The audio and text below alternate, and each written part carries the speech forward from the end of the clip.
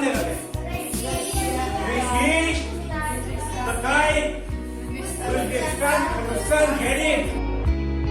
С востока нападали джунгарские ханы, с запада нападали сибирские казаки, уральские казаки, башкиры, калмыки.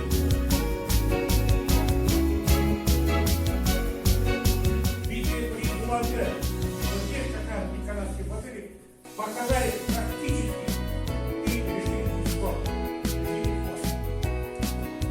Говоря о 18 веке, самый сложнейший период нашего времени, островный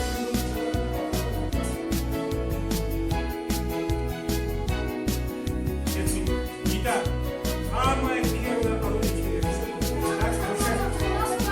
Совершенно верно. А первый человек, где он жил? Да, где он?